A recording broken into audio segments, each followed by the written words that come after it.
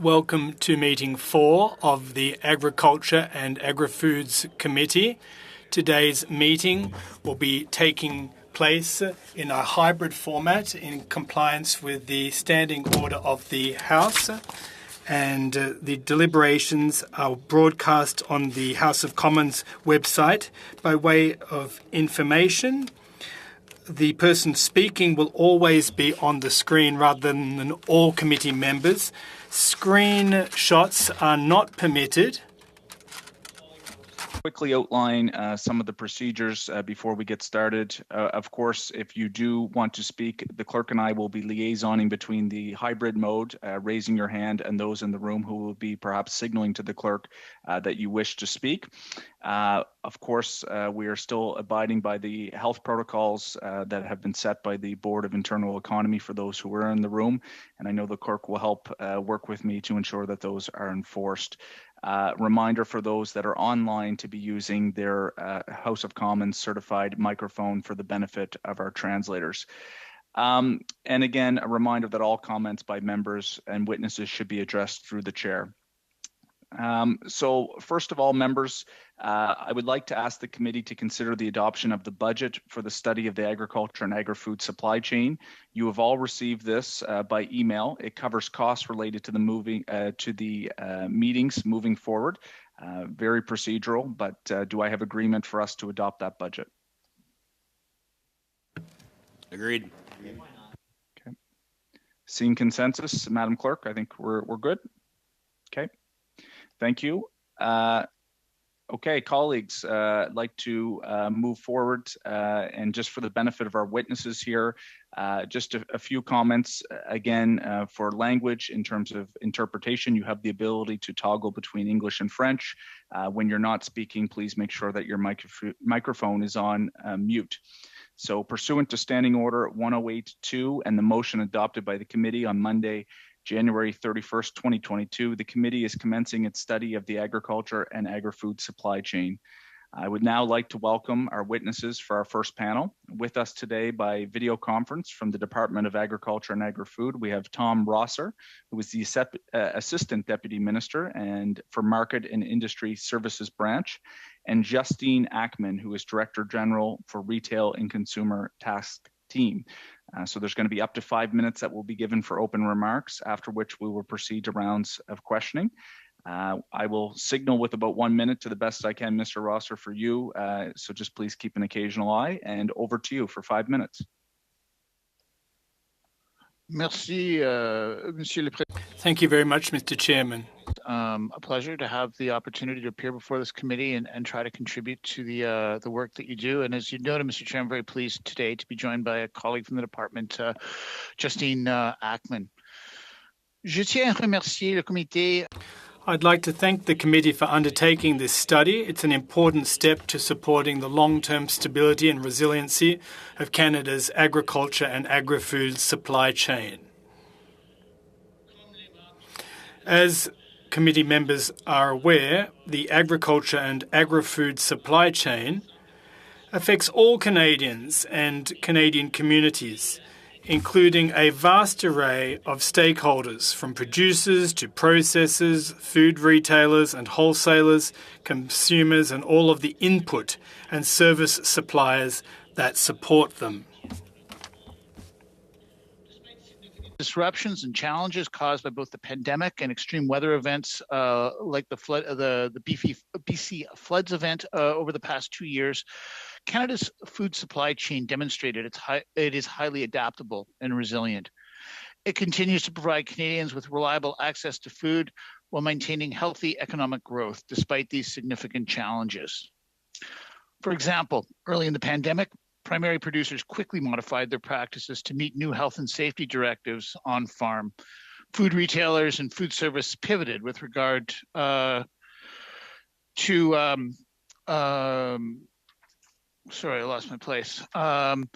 pivoted with regard to evolving demands from consumers.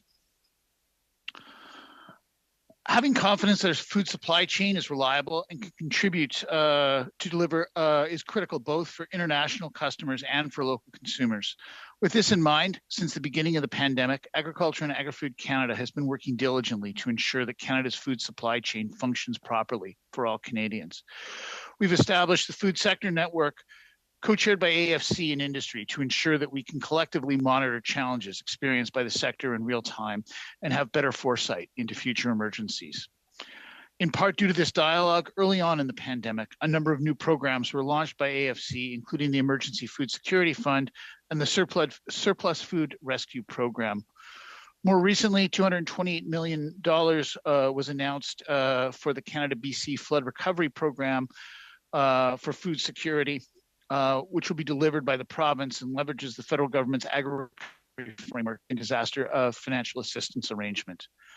In addition to agri-recovery, producers have access to a suite of business risk management programs to help them manage significant risks that threaten the viability of their farms, and they are encouraged to sign up for the Agri-Stability Program, which can help farmers cover severe drops in farm income.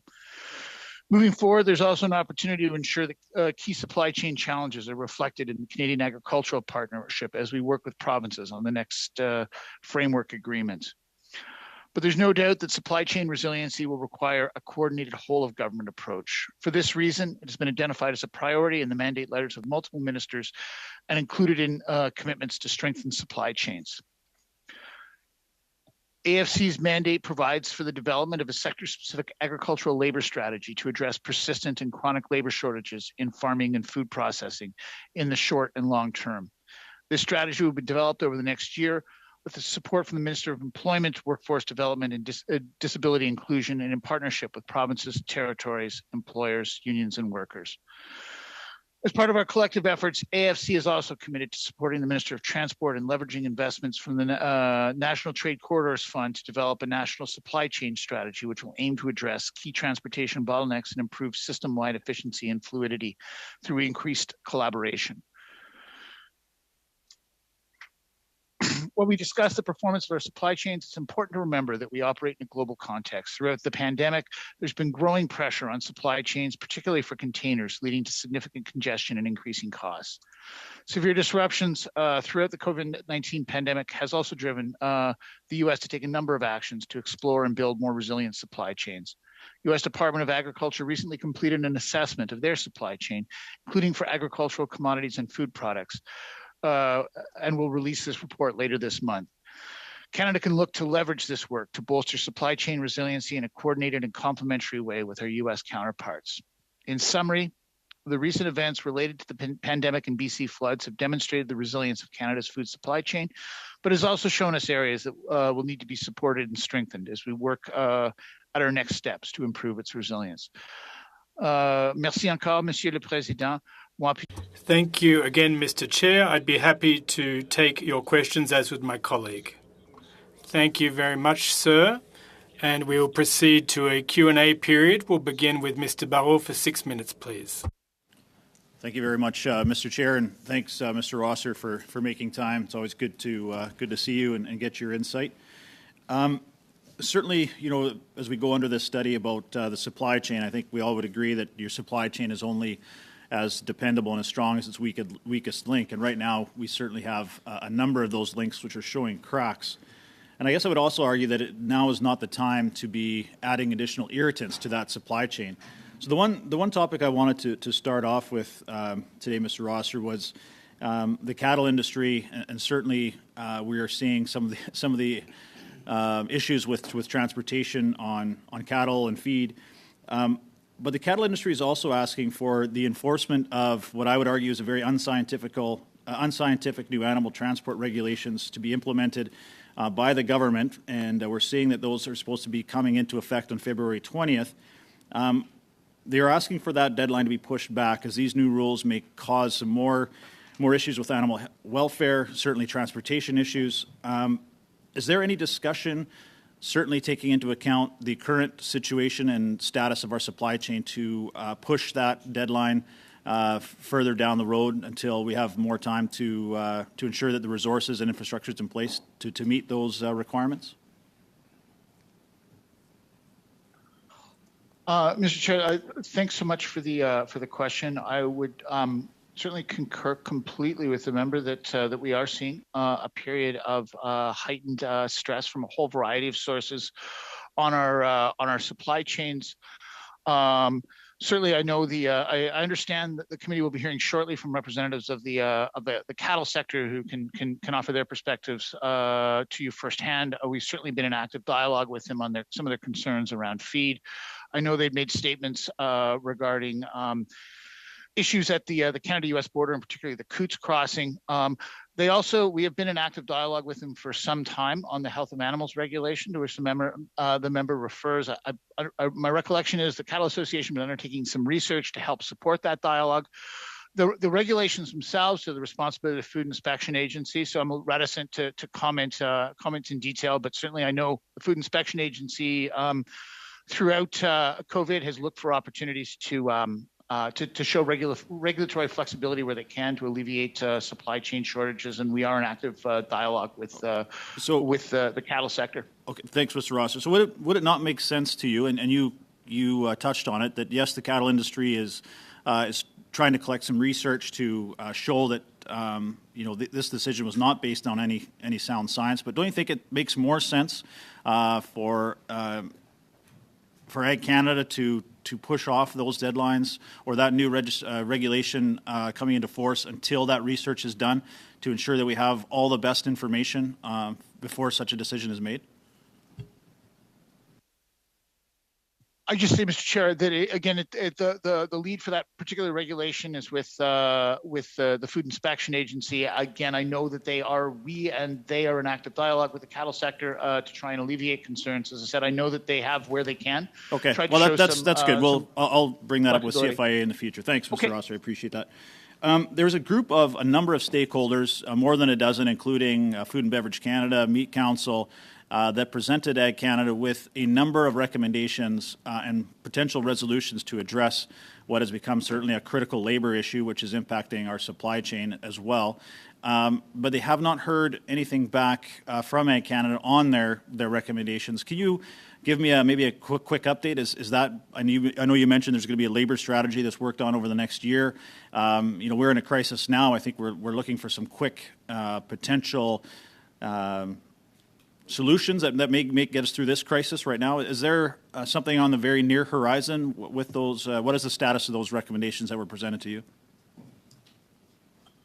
Mr. Chair, again, thanks for the question. Yeah, no question that labor is a longstanding issue for agriculture and agri-food stakeholders, and has become there's been an increasing urgency to the dialogue. The Food and Beverage Canada and many of their member companies have been in dialogue with departmental officials and with the minister as well in recent weeks about some of their ideas, both short and long term, to rectify the situation. I know this committee addressed the labor issue and some of the recommendations from its report from, I believe, last June, if I remember correctly. We are looking, as the member noted, minister is mandated to create a labor strategy. We welcome the input from this committee and stakeholders on that. I would note as well the announcement from last month about lifting the cap on use of temporary foreign workers by facility to 20% in Quebec. So there have been some near-term measures. We're very open to ideas, both short and longer term, and are in active dialogue. Thanks, Mr. Rosser. I've just got 1 minute left. I just got one question I wanted to get to you. I'm really concerned with the fact that the minister eliminated the value chain roundtables, which I think would have been a great resource considering the current situation we're in. And they've been replaced by these sector engagement tables that they're being called.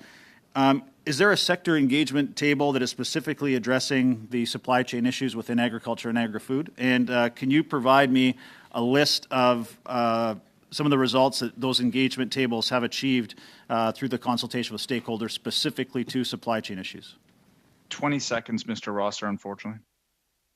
I'd love to turn to Justine, but in the interest of time, I'll just say, in addition to the sector engagement tables, we've created as emergency response around both COVID and the BC floods, regular stakeholder outreach calls. So certainly beyond the engagement tables themselves, particularly in response to emergencies, we have other mechanisms we use to try and consult regularly with stakeholders. Thank you, Mr. Rosser. We're going to go to Ms. Valdez for 6 minutes. Over to you. Good afternoon, everyone, and thank you to the witnesses for attending and answering our questions. So this question is for Mr. Rosser. You described the AFC funds or programs. Can you provide some additional details as to how these funds have assisted with the global supply chain disruptions? Mr. Chair, again, thanks for the question, and perhaps I'll invite Justine. But just top of mind, last week, Minister Bibo participated in the supply chain summit that was hosted by the transport minister. There have been new funding for the National Trade Corridors Fund, including a $50 million tranche announced last week. Those monies have helped address supply chain bottlenecks, such as some around the Port of Vancouver, for example. In terms of our departmental program, we've had things related to food security around improving workplace safety in both primary agriculture and agri-food, the food security funds, the surplus food rescue food program, and I'm probably forgetting some, but maybe we'd just invite Justine to add if time allows.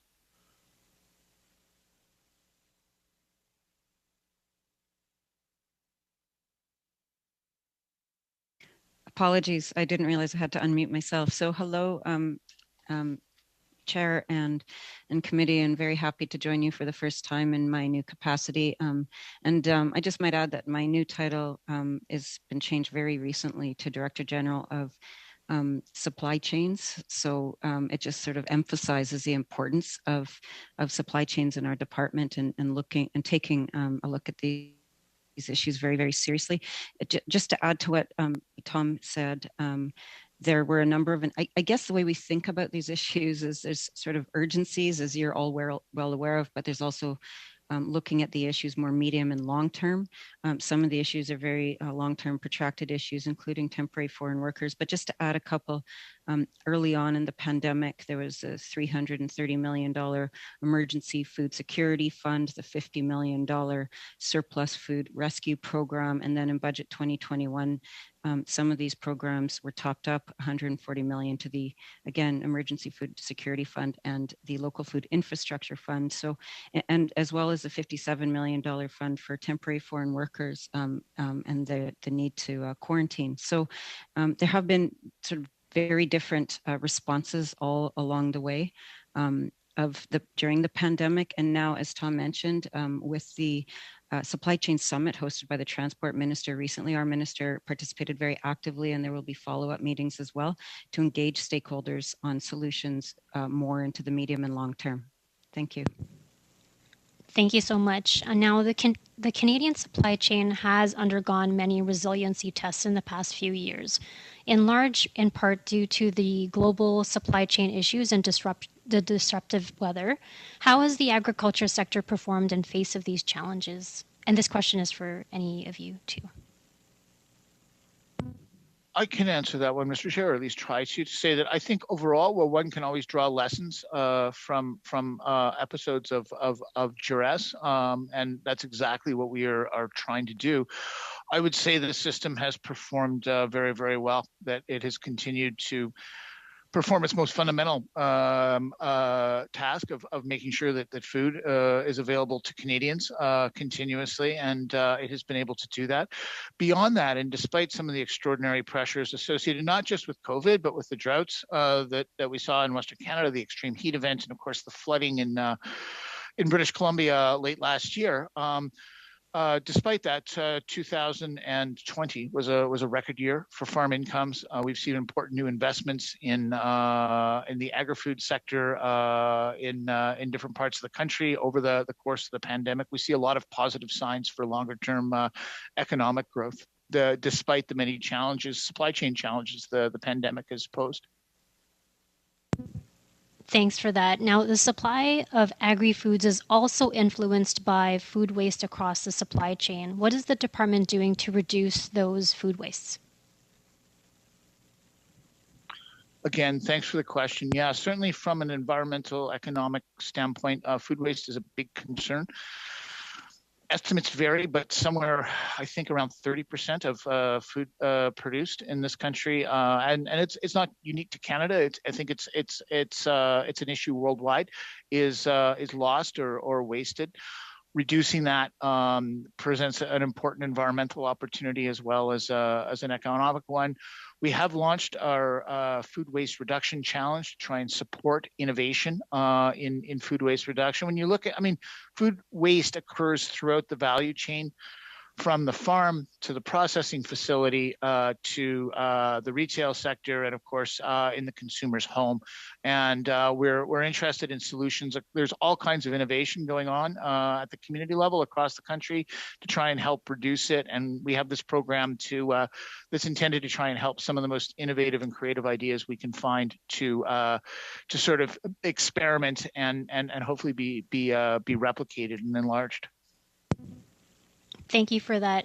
Chair, hopefully I have enough time for this question, but since launching the National Trade Corridors Fund in 2017, can you describe what changes have been made to that fund since COVID began to really assist with Canada's supply chain?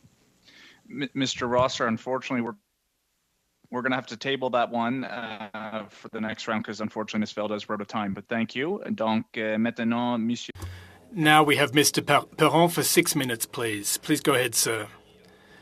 Yes, thank you, and hello to everyone, and thanks for our witnesses, Mr. Rosser and Ms. Ackman, for being here with us today.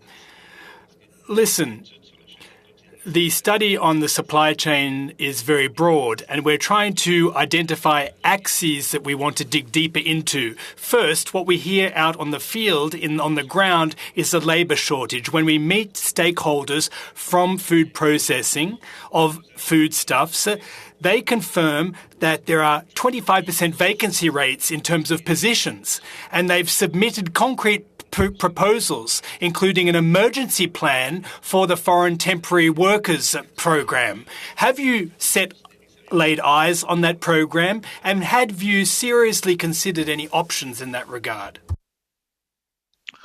Monsieur le Président, j'aimerais remercier. Mr. Chairperson, I'd like to thank the member for his question. Yes, we are aware of the fact that the labour shortage is a top priority for the agri-foods and agriculture sector.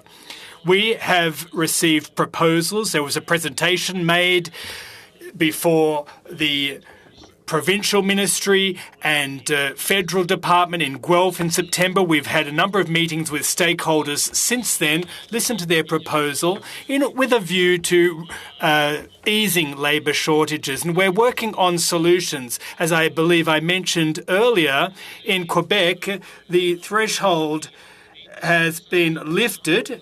It's gone from 10% to 20% in terms of the percentage of temporary foreign workers who would work in a livestock or in a food facility. So we're seeing headway being made. We're taking this very seriously, including the proposals that the committee made last year. Question. You referred to the percentage of foreign temporary workers that has been increased to 20%. We're glad. We've been pushing that for a long time. It was very drawn out. It was announced in August and only implemented in January. Can we go a tad further? The industry is suggesting 30%. Currently, there is a severe labour shortage to the tune of 30 to 40% in their facilities. Has the department considered that, and in a shorter time frame than 6 to 12 months, please? Monsieur le Président, oui. Response. Well, yes, Mr. Chairperson. We appreciate the urgency of this problem. There's nothing new here. For years, there's been a labour shortage. We appreciate the fact that the problem has worsened. It's even worse over the past couple of weeks because of a high absenteeism rate due to Omicron cases. Fortunately, that absenteeism rate has dropped slightly, but there is nevertheless a severe labour shortage. We're looking at what we can do in short order and also in terms of long-term and mid-term solutions. There's a dialogue with the departments that are engaged in this and stakeholders. Question. Listen, it is urgent and there are concrete proposals that would help. For example, a labour market impact study, in my opinion. Looking in from the outside, this seems quite straightforward, introducing this, and it will cut back on administrative costs, overheads and delays. Has there been any discussion on that possibility?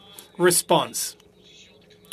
Absolutely. Proposals as to how to reduce the administrative burden, the cumbersome process of bringing in workers, our colleagues at Employment and Social Development to Canada and the Immigration Department, that's their bailiwick. But we've been discussing proposals with our counterparts as to how to relax or ease this burden on the program. Thank you for your answer. We're counting on you. I don't want to pressure you too much, but we want action in short order. The industry is seeing great needs here. The second important issue that the committee members have focused in on is the fluctuation of the cost of inputs, and labour shortages has a direct linkage to that. There's increase in costs that have to do with delays, and the trickle-down effect is this labour shortage. You know, this is across the board, this issue. So any measures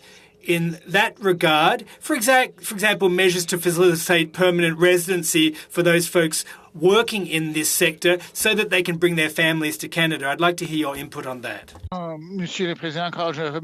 Chairperson, once again, I'd like to thank the member for his question. Indeed, there has been an increase in the cost of inputs, and in many cases, these are global pressures. For example, world prices for wheat and for pulses, we've seen a steep rise there. Also in shipping and in trucking costs. Sorry to cut you off, sir, but I'd just like to slip in a final question before my time runs out. Now, isn't it a high time that the department to put in place a massive investment incentive program for the agri-food sector, which is suffering from chronic underfunding, perhaps a tax credit, something that would promote investment. Perhaps there might be money from the federal government, but also matched funds. Have you had any discussion about this and where are you at in that process? 15 seconds left, sir, says the chair. Response, yes, we have looked at programs, federal and cost-shared programs to promote investment in the sector.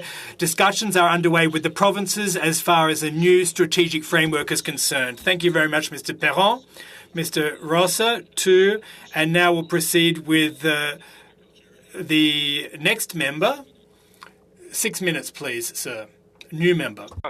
Thank you, Mr. Chair, and thank you to the witnesses for your important testimony today. I've got a few questions. Obviously, we're in a crisis right now in our country, and wondering if the Department of Agriculture and Agri-Food are aware of how much value in agriculture-related products cross the border at Coutts, Alberta, and Windsor, Ontario, that are currently being occupied. I may turn to Justine. Mr. Chair, I don't have a precise daily value for the amount of the border crossing, but we are well aware of the importance of Coutts to the cattle industry, of the Windsor crossing to a whole number of products, to the greenhouse sector, to the pork sector, as a gateway for importing fertilizers and other crop inputs, and are monitoring the situation very carefully. I'd note that Emerson is a very important port of entry used by the hog sectors in both Saskatchewan and Manitoba. So maybe you can just address this. If these supply chains remain blocked, in the days and weeks ahead, what kinds of consequences are we going to see to Canada's agriculture and agri-food producers? Again, perhaps I'll turn to Justine. I would say that one of the reasons that the supply chain has worked so effectively throughout COVID is because we were able to keep fluidity in products moving across the Canada-U.S. border. If that was jeopardized for a significant period of time, that it would risk causing a whole variety of disruptions, particularly, when you're talking about the transport of live animals, we're in the winter, the animal welfare risks associated with that are significant. It's a time of year where we're heavily dependent on imports of fresh fruits and vegetables, particularly from the United States and Mexico. So certainly, like I said, if there were enduring disruptions in cross-border travel, it would pose some risks to the supply chain. But perhaps, Mr. Chair, if you permit me to see if perhaps invite Justine to add what she will. Just to agree with what Tom has said, it is a just-in-time system, and all throughout the pandemic, Agriculture and Agri-Food Canada has been engaged with its stakeholders very, very proactively. So we used to have early on there was weekly calls, and they sort of got tapered off. Now there's a group called the Food Sector Network, and Kathleen Sullivan, who from Food and Beverage Canada, is very involved in that, who you'll be hearing from shortly. The idea is that we are doing our best as an organization to stay on top of what's happening, including very current events and the daily challenges. I wouldn't want to put any numbers behind it. We are hearing about orders being canceled. We have been speaking to retailers about challenges for stores and if they might be foreseeing challenges with getting food to consumers, right to the consumer level, but also to the agricultural sector. So we're going at it sector by sector. We've got boots on the ground across the country to really monitor the situation carefully. Now, there's feed that goes back and forth for livestock over the border. Is there a risk of, to livestock? Is there a serious threat?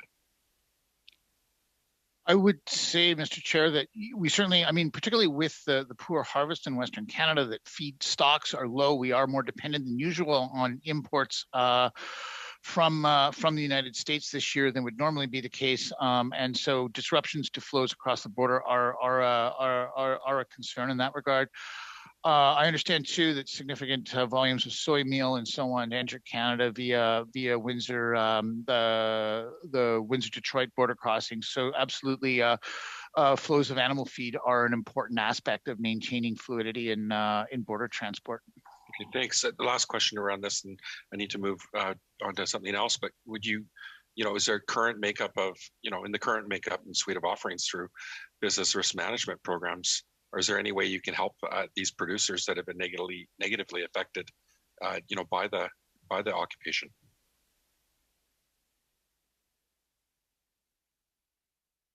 Mr. Chair, it's an interesting question. Off the top of my head, I'm not sure I have an answer. It is not an idea I had suggested previously. There was, through our agri-recovery initiative, substantial assistance was provided to those facing extraordinary feed costs, for example, as a result of the drought and so on. I am not aware of, and certainly anything that would trigger a substantial drop in incomes would enter into the calculus that is made on related to agri-stability. Those are perhaps some of the ways that the BRM suite of programs could help to support those who face severe adversity as a result of border interruptions. 1 minute, Mr. Johns. Yeah, COVID, we saw, just the impact on local food security. And certainly, one thing that was pre-existing before COVID was local producers having a really difficult time getting their product to grocery stores because of the GAP certification requirement. Now, this could have helped solve a lot of our domestic needs in our grocery stores when we did have, some real problems with supply chains. Are you looking at GAP and revising GAP so it's more accessible for local producers?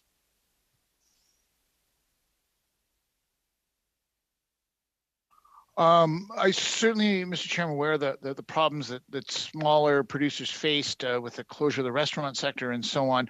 I don't have a specific answer for him related to his question on GAP. But I don't know whether Justine feels comfortable taking that. If not, we can certainly get back to the committee in writing. Okay, we're going to have to do that because we're at time. Thank you, Mr. Johns. We're going to move next to, I believe, Mr. Steinley in the room for 5 minutes. Over to you. Thank you very much, Mr. Chair, and thank you to the presenters here today. I'm going to start with a statement that the Canadian Federation of Agriculture presented in May 2016 to the Senate Standing Committee on Banking, Trade and Commerce on issues pertaining to barriers to internal trade. During this presentation, CFIA identified the two largest obstacles to interprovincial or domestic trade as differing provincial transportation regulations and inconsistencies between provincial and federal inspections required at meat processing facilities. So it's for Mr. Rosser. On interprovincial trucking mandates, has the AFC been consulted on the government's plans to implement interprovincial trucking mandates or upcoming mandates being implemented? Have you guys been consulted about that? I would say, Mr. Chair, that on that issue, we certainly are in dialogue with stakeholders. There is an interdepartmental dialogue around the issue, although clearly it's not one where our department is the lead. Can you tell me when those conversations started, please? Mr. Chair, I'm afraid I can't. I mean, I know the government had made the announcement about its intentions, I believe, in early December. I would not be party to all discussions taking place interdepartmentally, and would hesitate to try to put a date or timeline on when discussions around that may have begun. Okay. Is there a chance where you could come back to the committee with some of that information? Because ag will be very much affected if there are interprovincial trade mandates on trucking, just so that we could be aware of maybe where this would be an issue for obviously the supply chain and for producers getting their livestock or commodities to market as well. I would we may be able to provide something in writing, Mr. Chair, to the committee. I just note that we are in very active dialogue with players in the value chain about mandates for federally regulated employers. I have seen a lot of people, some have expressed concern around the timing of these things. I haven't seen any of the agri-food groups actually, most of them are supportive of the mandates themselves. Most of the views that I had seen and heard from stakeholders relate to the timing of when such a mandate would be implemented. Thank you very much for bringing that back to us when you do have the time. Another issue that they brought up was the federal inspection required at meat processing facilities. And we're aware of June 2020, the Canadian Food Inspection Agency allowed temporarily, by ministerial exemption, meat not from federal plants to move interprovincially upon the application of a province that proves it has a meat shortage. Are you aware that ministerial exemption had happened? Yes, Mr. Chair. I referenced, I think, earlier regulatory flexibilities granted by the CFIA as part of their COVID response, and I believe that was one of them. Could you, thank you very much. Could you tell me, was there any issues around the safety of the meat coming in that wasn't federally inspected but was maybe provincially inspected? And was there any issues around food quality and food safety? I can't specifically comment other than say that no, I am not aware of any food safety related issues in relation to the implementation of that flexibility. Thank you very much. That's good news, obviously. So do you believe that in the future there could be some conversations around maybe granting a provincially inspected facility the same latitude of moving interprovincially as a federal inspected facility? Do you think that's the conversation had between provinces and between Ag Canada? Mr. Chair, I just acknowledge it. I mean, this is an idea that certainly has been discussed for some time. My recollection is that this committee in its report on food processing last year made a recommendation along these lines. It is, again, it's a regulatory issue that's led by the CFIA, but it's certainly a subject of discussion as to what we might be able to do in this space. We certainly have heard from this committee and elsewhere people urging us to have a look at what might be done here. Well, I really appreciate that. I do. A plug here, I have a friend that makes snow beef from Carenport, and some of the best new beef you can get, and it's a cross between Wagyu and Holsteins, and he can't trade it between provinces. Like, you can't get to Medicine Hat or across the border, and I think that's something where we could get together as legislatures and make that possible. So hopefully you can come back with some of those conversations that might be ongoing and maybe help out our producers so that we can have good quality Saskatchewan beef across the country through some of those conversations we're having. But thank you very much, Mr. Chair, and I think that's my time. You're making me feel like it's time for supper, Mr. Steinley, with all that talk of good beef. But we're going to move on to Ms. Taylor-Roy. Over to you for 5 minutes. Thank you very much, Mr. Chair. And I just wanted to start by thanking Justine and Tom for being here today and for all the work that you've done in agriculture and agri-food through this pandemic, supporting the farmers and working with the industry associations to provide the relief that has been given to our farmers in our food processing industry. My questions are really much broader in terms of how the food supply chain resilience can be enhanced. And we've heard about, the challenges with interprovincial trade, and also with some of the global effects of the pandemic on supply chains. And I'm wondering about two things. One is locally sourced products. And you talked about the medium and long term. And I was wondering whether there were any plans to try and increase small local farming and the ability of those farmers to get their foods to market in and around, the areas of need. Mr. Chair, so I thank the member for a really thoughtful question. I'll offer a couple of very quick thoughts and then perhaps turn to Justine. But yes, absolutely. I think I referenced our dialogue with the U.S. and supply chains, and certainly one way to make supply chains more resilient is to shorten them, and there may be some opportunities to do that. I would note as well, and Justine may be able to speak to this, that we look at supply chain resiliency, where vulnerability tends to be greatest at a community level is in smaller and more remote communities. So those situations too might present the greatest opportunity to strengthen resiliency by shortening supply chains and increasing local supply. And we as a department in communities like Joe Haven and others are involved in some sort of pilot level projects to try and help individual communities toward that end. I don't know, Justine, if you have something to add to that. Not a lot, but just to note that there is a program called the Local Food Infrastructure Fund. And so that the idea there is that it can be almost anything to support local food infrastructure. Even refrigeration in some communities can be extremely a meaningful investment. And as an organization, we ourselves are monitoring trends in the food supply chain, including how food is moving around very differently now in light of the pandemic, the advent of electronic commerce, and how that presents opportunities to shorten food supply chains and make them more resilient. And I would say that these are comments that retailers like Walmart make to us fairly often. They've also talked to us extensively about their desire to partner, including with government and with others, to really support local food supply chains and to invest in local food production. So that isn't very active discussion within our own department right now in terms of how to make supply chains as robust as possible going into the future.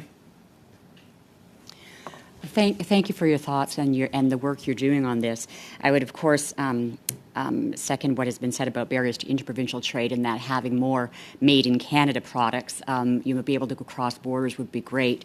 And on that point, and the good Saskatchewan protein, I'd also add, as a vegetarian, plant protein is a great product coming from we've had that supercluster in Saskatchewan. A lot of work's been done there. As I mentioned in the House the other day, one of my favorite products is the Three Farmers chickpeas. And I think that we have a new food guide. We have been putting emphasis on products that are more environmentally and sustainable, and that can be probably not as subject to a lot of the difficulties in the supply chain, such as perishable foods and I would add animal welfare concerns. Is anything been done in agriculture and agri-food to promote the new food guide that we have? Well, it's not quite that new anymore, but to promote that food guide to try and encourage people to have more plant-based foods and to incorporate that when we're talking about our supply chains and just our overall resilience. Mr. Chair, I just say that the food guide and I understand it's part of the healthy eating strategy that Health Canada leads on. We certainly have regular and ongoing dialogue with Health Canada about ensuring that they can fulfill their mandate. Ours tends to focus more on the economic aspects of the agri-food chain, although recognize we also are involved in food security and things. So there is interdepartmental dialogue on these things. I would note as well that, yes, Mr. Rosser, I apologize. We're at time. I'm sorry. I wish I could give it, but I got to keep us on track here. So, Monsieur Perron, pour 2 minutes 30 secondes, s'il vous plaît. Mr. Perron, 2.5 minutes. Yes, thank you very much, Mr. Chairperson. Well, Ms. Ackman, Given your title, Retail and Consumer Products, could you please tell me about the work and study on the Code of Good Behaviour? Some have expressed concern about how slow it's moving forward. It seems to be that we might need a shorter time frame. The supply chain needs to be supported, and we don't want too much undue pressure to be on small players. Well, thank you very much for the question.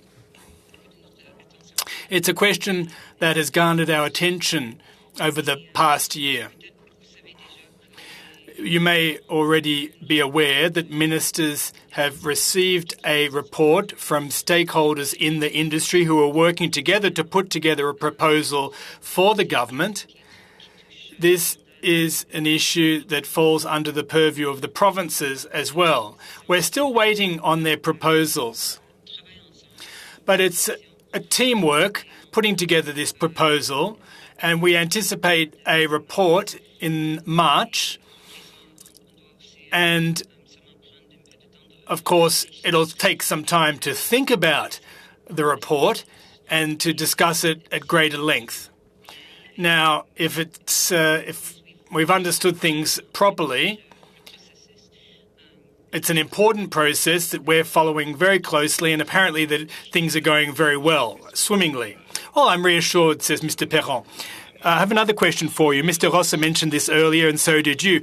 Talking about shortening the supply chain to do more processing locally. Do you envisage providing additional support to the slaughter sectors so that smaller slaughterhouses closer can be supported? My colleague referred to the beef industry earlier. I know that there's need in terms of poultry and pork. Your thoughts, please. Mr. Chairperson, here's what I'd have to say. There are a number of notions that are and ideas being floated to reinforce the resilience of our supply chains. We're in a dialogue with our counterparts in the US and the provinces. We haven't targeted a deadline or a time frame yet for that objective, but we are looking at it closely based on our experience of the pandemic. Thank you, Mr. Perron, Mr. Rosser, Mr. McGregor. Thank you so much, Chair. We've covered supply chain issues now, it seems like, for a good 2 years.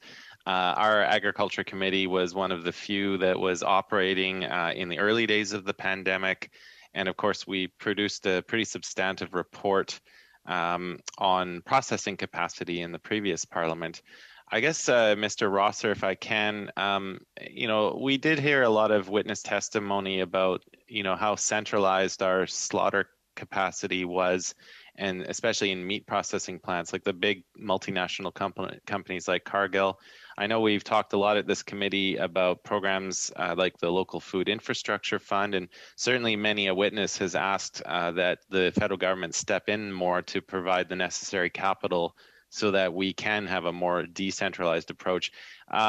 I'm stepping into the committee midstream here, so you may have answered this question before, but if you can humor me and maybe give an update on what efforts AAFC is making for a decentralized approach to our slaughter capacity, just to make sure that we can withstand these types of disruptions in the future. Mr. Chair, I'd just say rapidly that we are, as we reflect on the pandemic experience, certainly the idea of shortening supply chains in various segments of the sector is something that we've heard again and again. Well, we don't to date have programs that are focused specifically on that purpose. We do have various programs that might be helpful to those looking to build more local food infrastructure.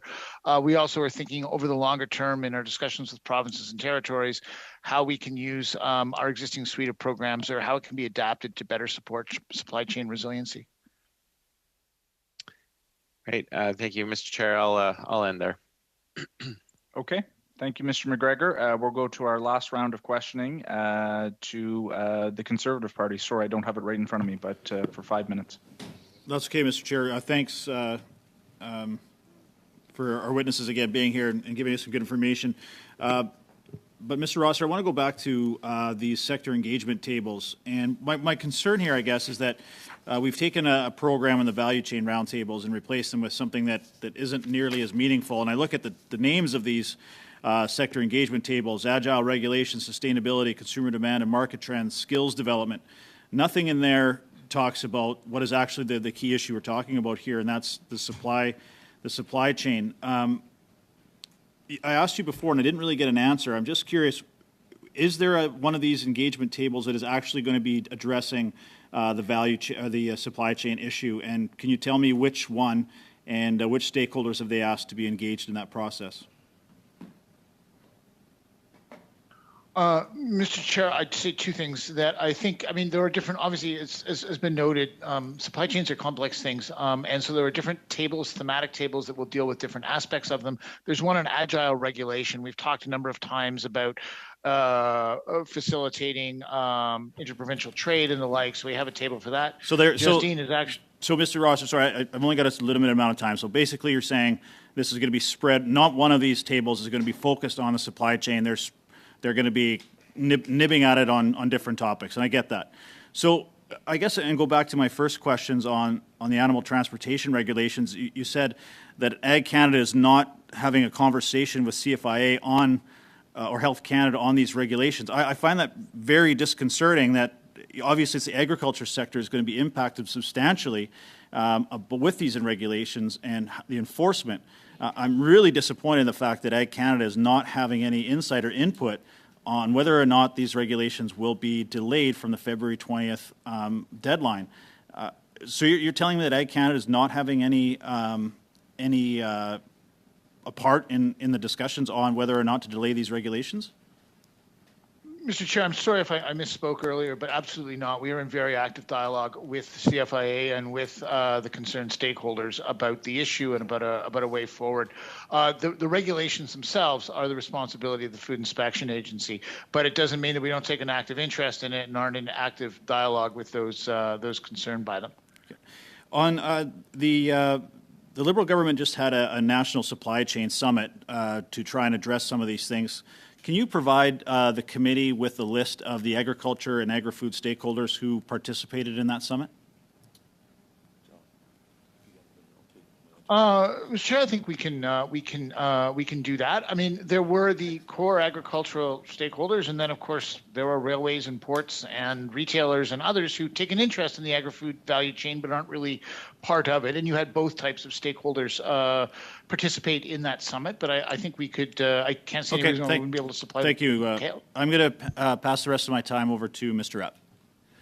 Thank you, Mr. Rosser. I'd like to ask or go back to, you referenced that there was a roundtable now dealing with agile regulations. I'm wondering if AAFC has a comment about, as I understand the proposal, to add another layer of oversight, overview, another advisory panel dealing with pest management regulatory agency. Certainly we're looking for more streamlined, obviously based on science, based on safety, but how does adding another layer to already a rigorous, worldwide respected regulatory process in Canada add or feed into a more agile regulatory environment?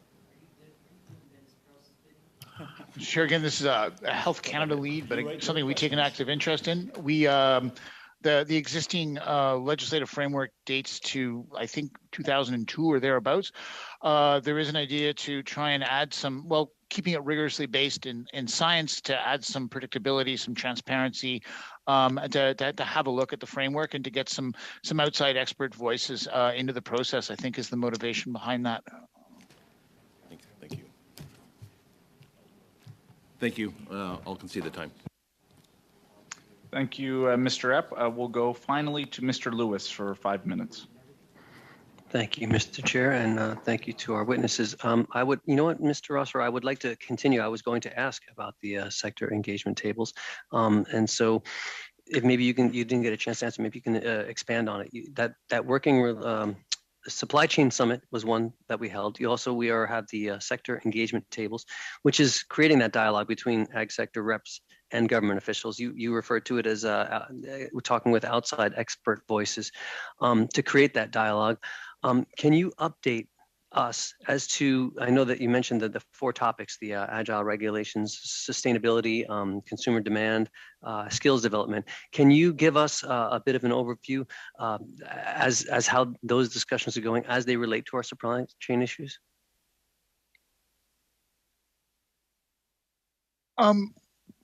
Yeah, what I'd say with respect to the sector engagement tables is we have moved from what was a commodity. We had about 15 or 18 very commodity focused. So there was one for sheep and one for grains and so on, to more thematic based tables. I've named some of them. I think we can get you a complete list. We were just with COVID, we were a little bit delayed in standing up the sector engagement tables. Some of them have been active for some times. Others are just in the midst of getting stood up. They would, and there are several of them that I think can input into some of our thinking around supply chains. I would make the point, though, that the sector engagement tables are not our only mechanism for talking to industry about these issues. We talked about the Transport Canada value chain process. We have our own food sector network. We've done outreach with industry independent of those tables on both BC floods and COVID. So we have lots of other mechanisms to, and we've got our food policy council as well. So we've got lots of different mechanisms to engage with people on supply chain related issues. Thank you. One of the things that we've heard is a bit more about a shortage of skilled labor, and that was one of the pillars there. When you're talking about skills development, are you referring to immigration? Are you referring to getting more youth or people who aren't formally in the sector? Can you expand on what your definition of skills development would be? Thanks for the question, Mr. Chair. I just say that, yeah, it's sort of, I mean, when you think about the short and long-term aspects of this, it's all of the above. Certainly attracting people to careers in the sector, looking at how over time automation can upskill some of these jobs and reduce reliance on lower skilled labor. Certainly, temporary foreign workers, pathways to permanent residency, all of those things I think are part of the solution to what obviously is a fairly complex and enduring problem. Okay, thank you. Yes, I forgot to mention automation. That's something we have studied previously. I appreciate it. And I would be remiss if we didn't mention those border crossings. You mentioned the border crossings, the blockades that are happening in Alberta with the cattle industry and feed not getting there. We mentioned also, you mentioned Windsor, which affects our greenhouse sector. I think you said pork, fertilizers, and other inputs. And you did also say that we're heavily dependent on imports for fruits and vegetables, especially in the winter. And I understand that, we have a just-in-time system. So trying to stay on top of that issue, these orders are being canceled. And it sounds like these border interruptions are going to start affecting grocery shelves. Can you tell us more about how long we have before the interruption of food from these blockades is going to actually be seen for consumers? Mr. Chair, I'd hesitate to put a timeline to it. I mean, obviously, it's concerning when major border ports of entry are interrupted. One hopes that the situation will not endure much longer. But the longer it does, the bigger the risks of visible disruptions, whether it's animal feed, live animals, inputs, food destined for grocery stores. Certainly, it is worrisome, and one hopes that the situation won't persist to the point where that becomes a major issue. Okay, thank you very much for being here. Thank you, and thank you, Mr. Chair. That's my time, I believe. Thank you, Mr. Lewis. Look, to our witnesses, Ms. Ackman and Mr. Rosser, thank you for being here. I'll thank you on behalf of the committee. We're going to move to our second panel. Colleagues, please don't go far because this is going to be a quick transition and we're going to get right into the second panel. So just hold tight and we're going to get rocking and rolling.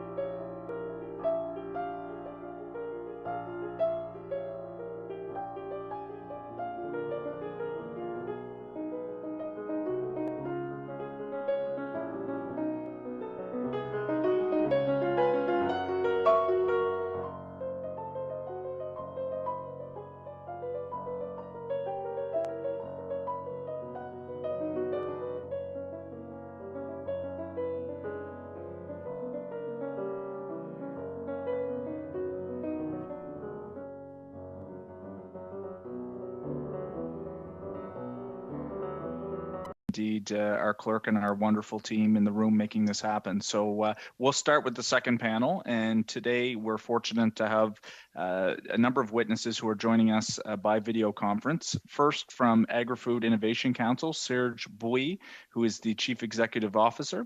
From the Canadian Cattlemen's Association, Bob Lowe, who serves as the President, and Fawn Jackson, who is Director of Policy and International Affairs. And from Food and Beverage Canada, we have Kathleen Sullivan, who serves as the Chief Executive Officer. We're going to have 5 minutes for opening comments, and I'm going to start with you, Mr. Bouy. Thank you very much, Mrs. Chair. Good afternoon. All parts of the agri-food supply chain are facing challenges that predate the pandemic. Food production is impacted by diseases, pests, weather-related events. Think of the drought in the prairies in 2021, the fires, then the floods in British Columbia, workforce availability, capacity to adopt new technologies, etc. Processing and packaging are also impacted by the lack of available workforce, a lower adoption of new technologies than some international competitors, and during the pandemic, challenges to adapt to new needs. We've seen strikes, blockades, floods, fires, and other events having an impact on logistics. Distribution is also facing its own challenges, also related to the lack of available workforce. Others, very competent witnesses, will focus on regulatory, financial, and workforce availability issues. The Agri-Food Innovation Council would like to concentrate on the role that research and innovation can play to solve some of our supply chain issues. Thanks to research and innovation, we have developed crops that are hardy in our cold climate, as well as resistant to some pests and diseases. Examples of those exploits include canola, which now represents close to 12 billion in exports. On the other side of the spectrum, we've also developed new varieties of vines despite minus 30-degree weather. I'm sure Monsieur Drouin will invite all of you to visit Stonehouse Vineyards near Alexandria, one of the newest vineries that produces great wines. But we all know that the weather is changing, and while it can be slightly awkward to speak about global warming as most of us are still shoveling snow, well, maybe not Mr. McGregor, this requires us to prepare for events and diseases that will continue to impact food production in Alberta, in Canada. The 4D Wheat Project, supported by Genome Prairies and Ontario Genomics, as an example, is looking at enhancing yield and managing risk from important diseases. We also need to focus on making Canada more self-sufficient and thereby address food security. Prices of food are increasing and fruits and vegetables get more expensive, leaving segments of our population unable to provide healthy choices to their families. Investing in technology to make vertical farming, as an example, produce more sustainably and at lesser costs is one of the ways we can address this. Increased local production will also diminish strains on the system. Far from me to suggest that we'll start producing and exporting pineapples from Nunavut, but can we produce various communities, in various communities, the ability to produce the food that they need at a decent cost? I applaud the initiative announced Tuesday by the Weston Foundation to invest over $33 million to develop innovation hubs to look at growing vegetables and fruits year-round in Canada. On processing and packaging, it is important to continue to invest in robotics and artificial intelligence and big data systems. That is crucial to the future of the sector. Logistics has also major challenges, from the use of spreadsheets to analyze the routes to a reliance on 19th century transportation models. So the sector will benefit from research and innovation that modernizes its operations. We are seeing drone deliveries of food, medication, and PPEs to rural and remote regions in Canada. We're also pleased to see large companies such as telecoms getting involved. TELUS, as an example, moved efficiently into the ag-food space by launching TELUS Agriculture to provide solutions. Professor James Nolan, a professor at the University of Saskatchewan, indicates that the use of quantum computing would increase efficiency in logistics, while at the same time raising concerns about affordability of the technology. We should also research this. We need to coordinate an approach. We need a coordinated approach to deal with today's challenges and also address tomorrow's problems. AIC, supported by dozens of organizations, has called for the development of a national strategy on agri-food research and innovation. The effort should be co-led by governments and industry and focus on a few tangible, achievable objectives with measurable results in a tight timeline.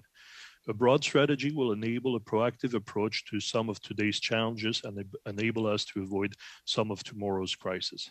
Thank you, and I will be pleased to take questions in English or in French. Merci. Thank you very much, Mr. Bouy. We're going to go now to the Canadian Cattlemen's Association. Mr. Lowe, over to you. Thank you. And as you mentioned, I'm Bob Lowe. I'm a beef producer in Southern Alberta and also the president of the Canadian Cattlemen's Association.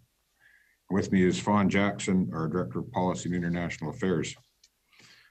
Thanks for inviting us to discuss the supply chain challenges in Canada's beef sector and to identify potential solutions to build resiliency, working together as industry and government. With the start of the COVID-19 pandemic, we knew there would be a global supply chain disruptions. We were encouraged to see the Government of Canada recognize agriculture as an essential service to ensure the continued flow of goods both across Canada and internationally. While the sector has over the last 3 years performed remarkably well under the circumstances, the combination of the pandemic and severe weather has identified areas that need to be further strengthened for long-term resiliency. Supply chain challenges have included a lack of redundancy in processing capacity, shortages of labor, major trade route interruptions, and a supply chain impacts due to severe weather such as fire, flood, and drought. If we can learn one lesson from the last 3 years, it's that investment in resilient infrastructure, quick responsive emergency programs, and a prioritization of trade is critical to long-term resiliency. Our sector has identified key investments that will help build resiliency to current and future stresses. Investment in labor is needed across agriculture and industries that transport agricultural goods. The global market for Canadian agriculture products is expanding rapidly, but persistent labor challenges are jeopardizing its growth potential as well as its resiliency to face the challenges such as COVID-19. In 2017, 16,500 jobs went unfilled and lost revenues, or went unfilled in our sector, which cost us $2.9 billion in lost revenues. In every province and across every commodity, labor shortages impact today's production levels and resiliency in supply chain for tomorrow's growth potential. I mentioned the global market above. We are a trade-dependent industry, exporting 50% of what we produce in the beef sector. We need to be able to get our products to market, but also be able to import products when faced with challenges such as processing capacity. When we've had trade interruptions, it has some of the biggest impacts on our resiliency as a sector and thus the resiliency of our food supply chains. Continued investment in prioritizing trade, diversification of markets, and new and increased investment in addressing non-technical trade barriers are key to Canada's economic growth and stable supply chains. On that note, I would like to thank both Minister Bibeau and Minister Ng for their help recently getting South Korea and the Philippines to reopen their borders, and to all members of this committee for reaching out with your offers to help whenever you can. Investment in the transportation corridors to withstand extreme events is critical for long-term success. Roads, rail, ports, etc. need to be maintained and ready for the impacts of climate change with prevention. An example would be dikes, and redundancy, an example is alternative routes being key. Also, rural infrastructure needs to be prioritized and invested in significantly by the broader community as it is the basis of much of Canada's GDP. We recommend committing essential rural infrastructure investments, including but not limited to irrigation, roads, bridges, flood mitigation, and expanding on rural broadband internet that is both reliable and affordable. And now I'll turn it over to Fawn. Thanks, Bob. The pandemic has demonstrated the need for effective and efficient use of vaccines and preparation ahead of potential health events. This includes threats to animal disease outbreaks. A serious animal health incident would have large-scale impacts on our sector. We are, simply put, not ready for the real threat of FMD outbreak and must immediately invest in a Canadian FMD vaccine bank, as our neighbors to the south have. It could have a $50 to $60 billion financial impact on the Canadian economy. This is a key priority for Canadian beef producers and is one of our top federal budget asks. The recent severe weather events and COVID have also shown us the importance of the business risk management programs to the economic viability of our producers. We have used agri-recovery to address floods, fires, processing capacity, and drought in the last number of years. The continued and increased investment in the BRM programs is needed as it helps smooth out bumps in the road for our producers and enabling them to better plan for the future. We thank the teams who have worked on designing and delivering these programs and look forward to making future improvements so that they are even better suited for future challenges. While today's time doesn't allow me to get into all of the nuances and details, we would be pleased to meet with members of the committee to look more comprehensively at solutions for the future. Thank you, and we look forward to your questions. Thank you, Ms. Jackson. I'll move now to Ms. Sullivan. Over to you for 5 minutes. Good afternoon. My name is Kathleen Sullivan, and I am CEO of Food and Beverage Canada, representing Canada's domestic food and beverage manufacturing sector. I am also co-chair of Agriculture and Agri-Food Canada's food sector network, and with the Canadian Federation of Agriculture and the Canadian Agriculture Human Resources Council, I'm co-chairing a project to develop a workforce strategic plan for Canada's agriculture and food and beverage manufacturing sectors. I appreciate the opportunity to meet with you. Canada's food system is the foundation of this country's national food sovereignty.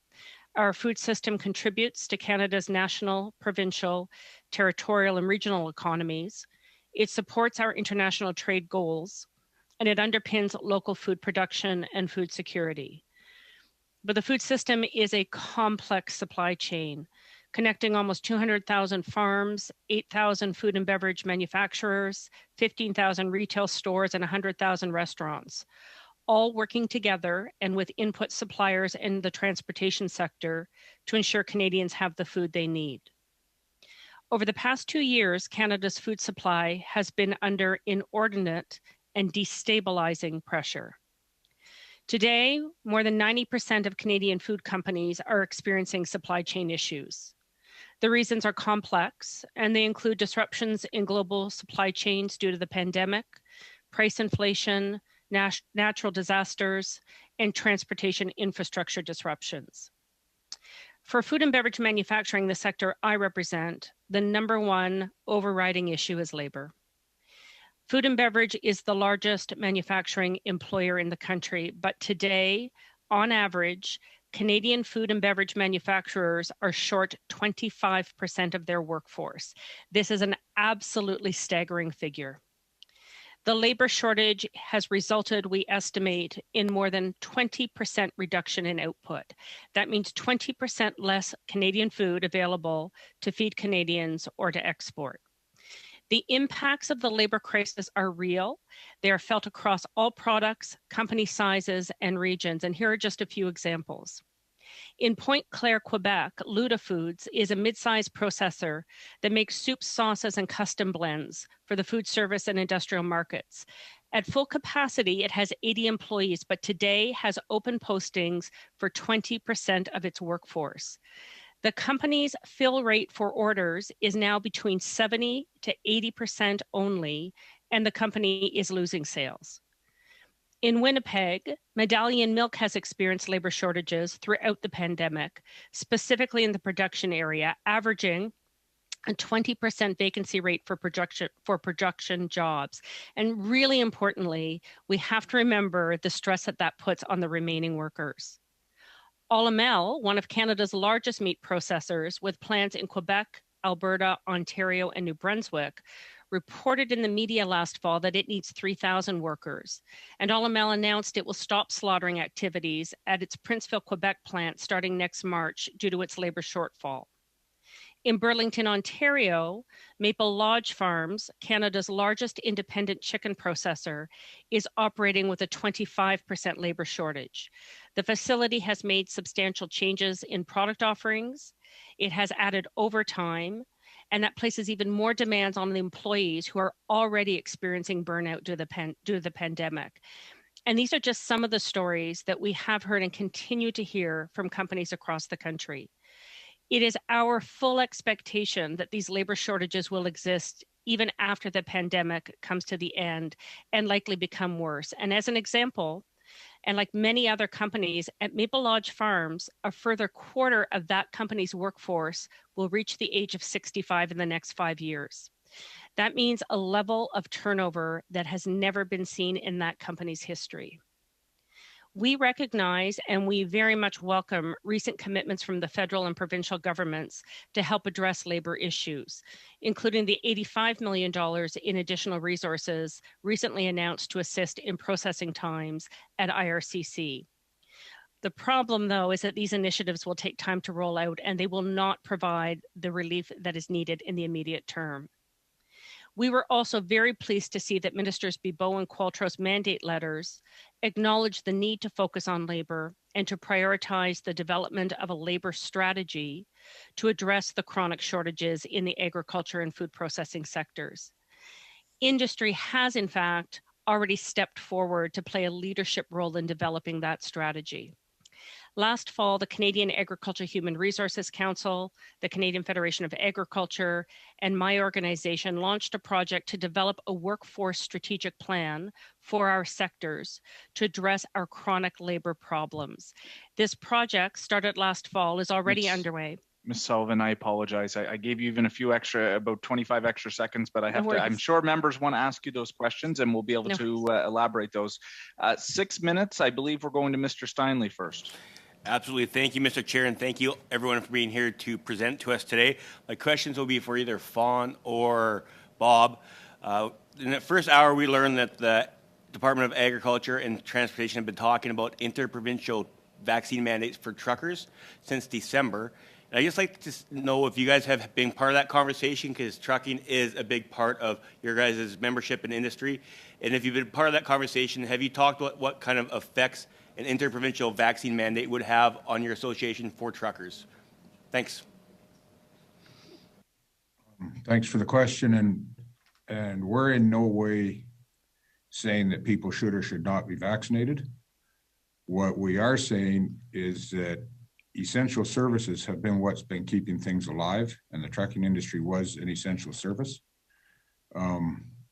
It seems just a little funny to us that all of a sudden they would be required to be vaccinated when we aren't out of the pandemic yet. Have you guys had any conversations with Ag or Transport about that as someone that would be very much affected by that as a stakeholder? We have communicated our concern with further interruptions in transport at this time. Perfect. Thank you guys very much. I'll move over to my partner.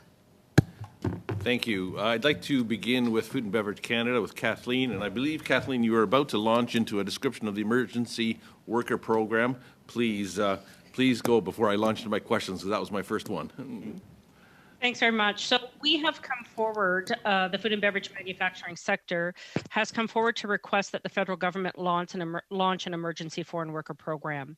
This is a program that would build on the existing temporary foreign worker program. It would not relax any of the obligations of employers to workers, any worker protection, but would provide more flexibility for companies to, in the immediate term, bring workers into Canada to fill these jobs, to provide relief for our existing workforce that is burning out after 2 years in the pandemic, and help us really stabilize the workforce while we identify longer-term solutions to our chronic labor problems.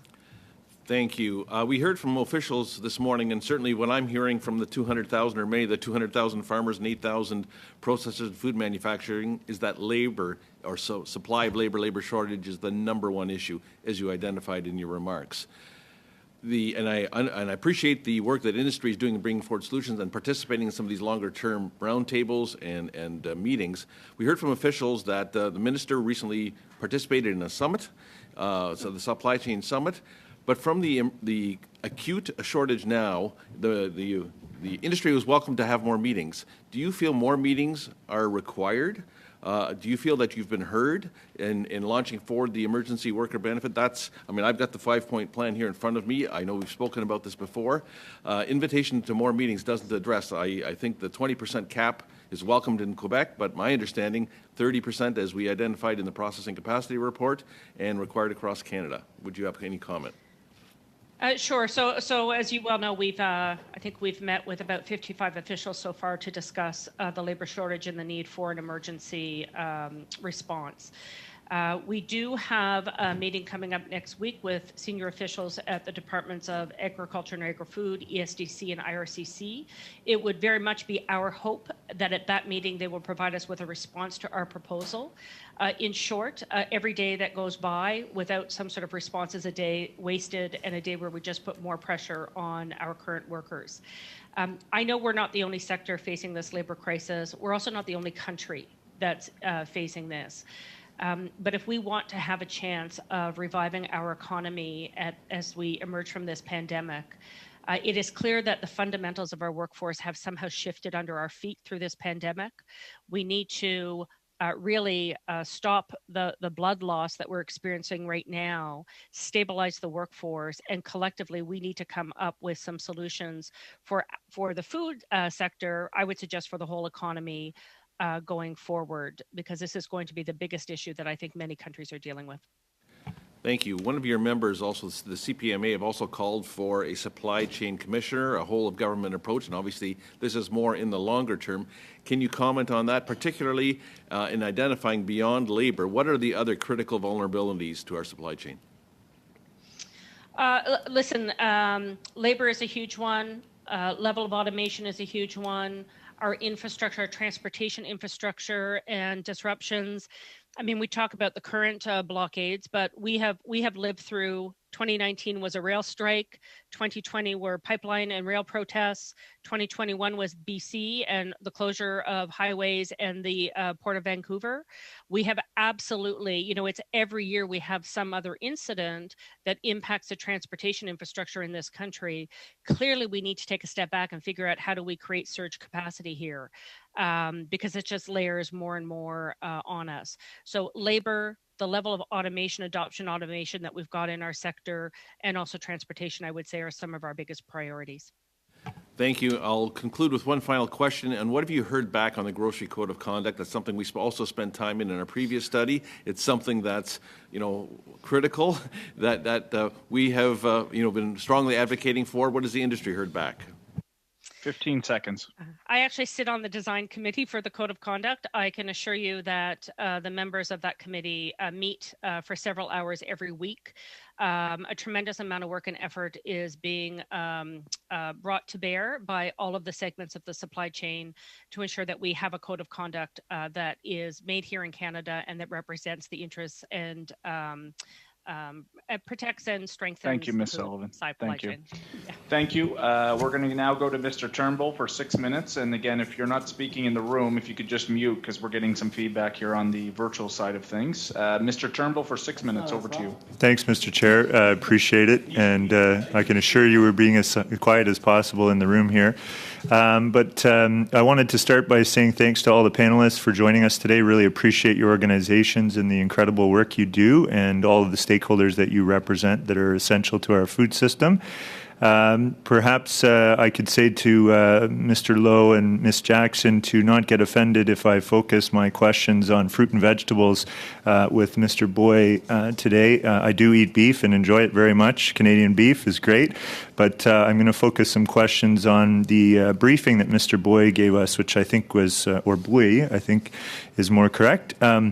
And appreciate the comment that was made in the briefing note that 80% of Canada's fruit and vegetables are actually imported, which I found quite revealing and a bit shocking. And I think the opportunity, especially given comments made earlier about the food guide, that certainly shows that a more sustainable diet includes eating more fruits and vegetables than the average Canadian does, generally speaking.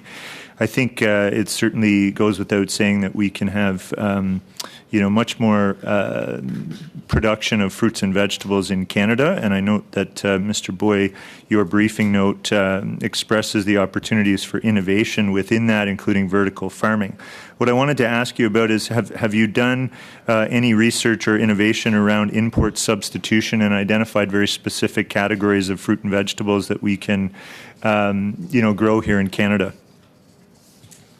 We specifically haven't done such research, but we've certainly, some of our members have looked at this, and we're looking at leaf vegetables as an example would probably be more appropriate than others. Spices, etc., would be more appropriate than others. As I said, we're not going to produce pineapples in Nunavut for vertical farming, but we can certainly look at lettuce and other things on that. A great resource for this is Stephen Webb from the Global Institute for Food Security based in Saskatoon. Lots of information there.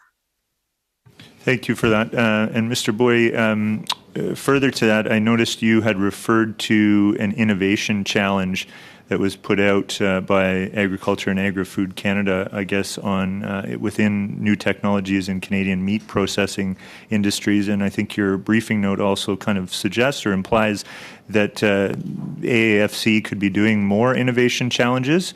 Would you agree with that? And in what areas would you see as key opportunities for innovation challenges? Absolutely. I think they could certainly do much more than what is being done presently. They're responding to crisis. I think the idea is to not just respond to crisis, but be proactive as well. And the vertical farming issue, as an example, would be great. And we're seeing, as an example, the private sector, such as the Weston Foundation, putting millions, $33 million on moving on that, because no one else is doing that. So I do hope, and I shouldn't say no one else, but the government is not taking the lead. I hope that the government will take the lead at one point to move on some of those projects. Certainly, I think we recognize that shorter and more resilient supply chains are almost synonymous to some degree. I wonder if, if there are recommendations that you have for how AAFC might support a greater degree of innovation and then help to build the infrastructure or support to scale those innovations, because as you quite rightfully note, I think in your briefing document, is it's not just about, having the idea and innovating it within one company or one opportunity, but actually to scale and increase the adoption of that innovation right across the food system. Can you speak to what's required to actually build a more conducive or enabling system for that innovation? Yeah, we certainly believe that at this point the government could play an important role in convening the various stakeholders to discuss some of those solutions, developing a long-term strategy for research and innovation that includes a focus on adoption as well. So yes, the government can play a role on this, and an important role. I don't think it's just the funding part; it's also the portion of convening and supporting the players. Lots of companies are doing innovation, but in terms, as you noted, of the scaling up, there needs to be some support for that, and I think the government can play a role on this, but as part of a broader strategy. Thank you. And I noticed that you are calling for a national strategy for agri-food research and innovation.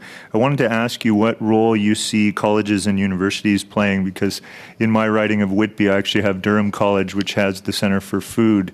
It's doing a remarkable work that's full field to fork concept and innovating, making their own beer, wine, growing their own food, teaching hospitality, etc., all in the same location. So just wanted to ask you what you see as in terms of the role in that innovation strategy for colleges and universities. Academia is a crucial part of this. Universities and colleges need to play a role in this. This is why when we called for the creation of this strategy, the Dean's Council of Agriculture and Veterinary Medicine supported our call. This is why colleges throughout the country, Olds College and others, also are supporting our call. So definitely they need to. Thank you, Mr. Bouy. Thank you, Mr. Turnbull. Maintenant, Monsieur Perron pour 6 minutes. Mr. Perron, 6 minutes. Please go ahead, sir. Thank you very much, Mr. Chairperson. I'd like to start by thanking our 3 groups of witnesses for coming here today. Highly appreciated. Mr. Bouy, we'll continue with you if we may. when you talked about establishing a national policy, a national strategy for research and innovation, is it really necessary to have something that's highly centralized? Shouldn't we have something that gives businesses and teaching institutions more freedom? You referred to the Council of Deans that met with us a number of times to wave a red flag about the lack of investment in universities.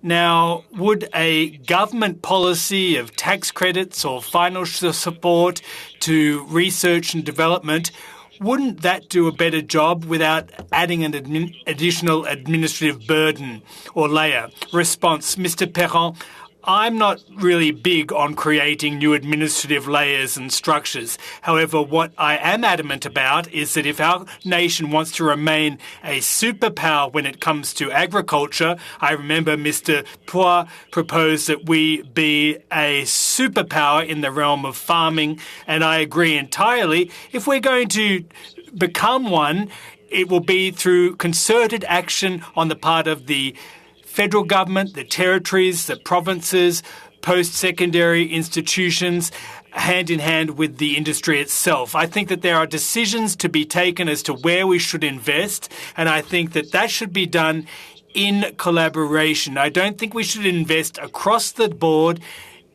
everywhere. I think we should concentrate our investment on things that will bear fruit, whether it be job creation, the support of certain sectors, exports, for example. I don't think it's necessary to invest across the board. We need a tailored, well-organized strategy. Question, who would be in charge of that in that case? Response, that's a good question. Many of my colleagues have talked about a number of coordination tables, sector engagement tables, meeting. Mr. John Manley some time ago referred to the constipation of a consultation or the consultative process. There's a bit of a bottleneck when it comes to the consultative process. There's too much consultation. What I'd prefer, what our organization would favor, is rather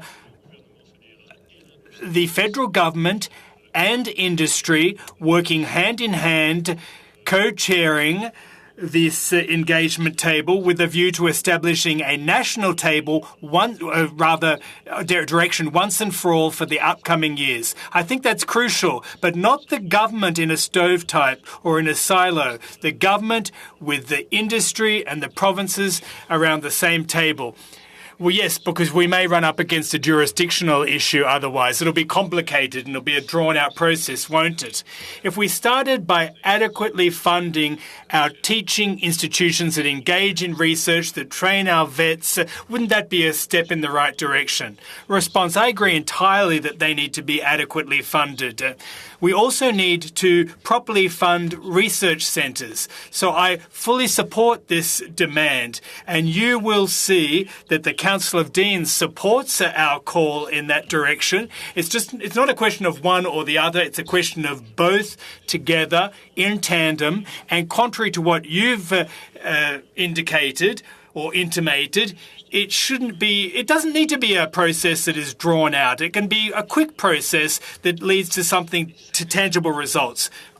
Okay, some other stakeholders have favoured some sort of other governance model. It seems a bit similar to what you're proposing. Response, well, as I said, I'm not in favour of creating new layers of bureaucracy. We already have plenty in Canada, commissioners on this, commissioners on that, and they don't necessarily have the power that they need in the first place. And sometimes there'll be a new commissioner to address a specific problem, and they don't have the teeth to achieve the desired goal. So I think we need a strategy on research and development. That's a different idea altogether. I don't think we need a new administrative layer. We need a strategy that guides our sector. It's not a new level of bureaucracy. I'd be in favour of that rather than more bureaucracy. Question, in the short term, shouldn't we have a tax credit for investment in new technologies in businesses that need it? In previous studies on processing, for example, we noted substantial underinvestment in agri-foods in Canada and Quebec. Response, last time I appeared before the committee on this topic, I recommended that kind of tax credit, and I agree entirely with that idea. That's an important step that should be taken. That said, we are adopting band-aid approaches in other areas that are current crises, but we need to have a long-term view. We're a bit parochial. We look too much to the short term rather than the long term, and I think that is the crux of the issue as to where we're at now.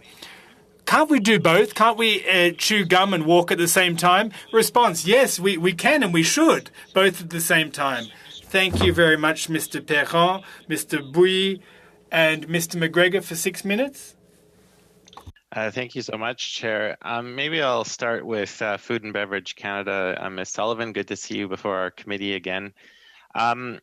With respect to the labor problems that you have very clearly outlined for us, and those are very stark figures, even for someone who's been on this committee for 4 years, and this is a perennial problem. That's pretty brutal.